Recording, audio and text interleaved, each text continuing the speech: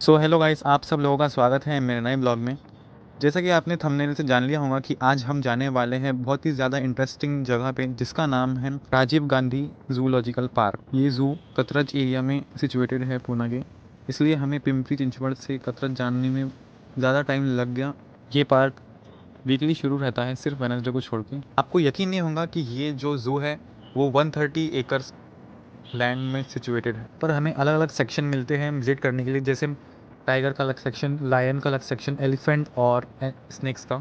इस अकेले ज़ू में आपको डाइवर्सिफाइड 50 से ज़्यादा स्पीशीज़ देखने को मिलेंगी स्नेक्स की, साथ ही साथ वैरायटी के मैमल्स भी देखने को मिलेंगे। तो चलते हैं सीधा सीधा ज़ू की तरफ। अभी हमारे सामने है किंग कोबरा।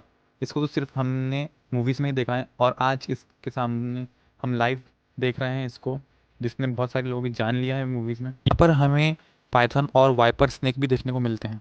अब बात करते हैं दूसरे सेक्शन की तरफ, जहाँ पर हम मैमल की तरफ जाएंगे। स्नेक सेक्शन हमारा हो गया है और अब हम आ चुके हैं मैमल सेक्शन में। हमने जो हमारे क्रिएचर दिख रहा है वो उसको बोलते हैं स्लॉथ बेयर। ये इस इंडियन स्पीशीज़ है बेयर्स की। स्लॉथ बेयर्स यूजुअली साइज़ में छोटे ही रहते हैं, हालांकि ये अभी बच्चे हैं, लेकिन इनका साइज़ ज़्यादा अभी बढ़ेगा नहीं जब ये ग्रो करेंगे। इस सेक्शन में हमें इंडियन बाइसन भी देखने को मिलता है, जिसको गौर भी बोला जाता है। और अब हम मिलने वाले हैं मोस्ट डिमांडिंग एनिमल से, जिसको बोला जाता है जंगल का राजा, यानी कि लायन। हमेशा मैंने लायन को अग्रेसिव मोड में ही देखा है, लेकिन आज ये कुछ ज़्यादा ही साइलेंट हो गया।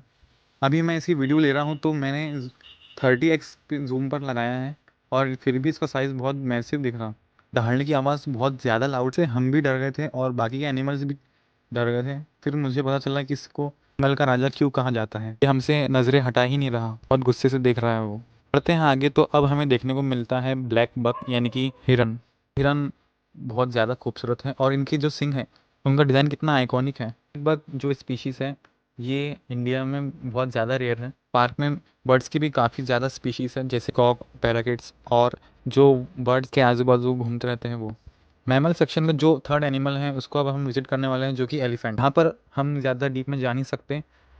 एलिफेंट्स को यहाँ पर एक शेल्टर में रखा गया है और आपको शायद थोड़ी सी झलक देखने को मिल सकती है एलिफेंट की, वो ज़्यादा बाहर ही नहीं आ रहे हैं। अब हम देखने वाले हैं दूसरे वाइल्ड कैट को, जो कि सेकंड पोजीशन में है ऐसे एनिमल्स की लिस्ट में जो पूरे जंगल पे राज करते हैं, जिसका नाम है टाइगर। इस एनिमल का वॉक और जो प्रेजेंस आता है वो सच में माइंड ब्लोइंग है। आगे गाइड का कहना है कि ये बहुत कम बाहर निकलता है उसकी गुफा में जो पीछे बनी हुई है। रेप्टाइल्स, मैमल्स, बर्ड्स को छोड़कर भी यहाँ पर एक्वेटिक एनिमल्स की भी बहुत ज़्यादा स्पीशीज़ देखने को मिलती है। बट अभी पार्क का क्लोजिंग टाइम हो चुका है, 5 बजने में है और आपको मैं वहाँ पर नहीं लेके जा पाऊँगा। ऑफकोर्स ये पार्क बहुत बड़ा है तो इसलिए एक दिन में यहाँ पर जाना हो नहीं सकता, मतलब इसको पूरा अपन एक्सप्लोर नहीं कर सकते।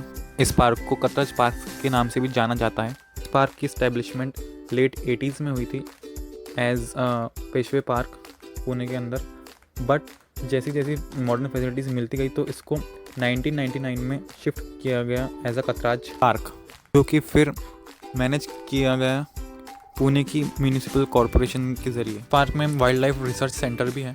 इस ज़ू को हम एज अ एक वाइल्ड लाइफ सेंचुरी भी बोल सकते हैं, जो कि बताता है हमें इन शॉर्ट पूरे इंडिया की वाइल्ड लाइफ को। आप एक्सपीरियंस करना चाहते हैं कि जंगल की हैबिटेशन और वेजिटेशन कैसी रहती है, तो आपके लिए ये पार्क बहुत सही रहेगा। और ये पार्क बहुत बड़ा है, जहाँ पे आपको शुरुआत में ही मैप देखने को मिलेगा। इसके बीचों बीच एक लेक भी है, जहाँ पर पूरे एक्वेरियम और एक्वेटिक एनिमल्स के बारे में भी जानकारी मिलती है। मेरे एक्सपीरियंस के हिसाब से आपको यहाँ पर ज़रूर विज़िट करना चाहिए, ये सच में वर्थ टू विज़िट है। इसके व्लॉग में सिर्फ इतना ही। मिलता हूँ मैं आपको अगले व्लॉग में, तो तब तक के लिए टेक केयर।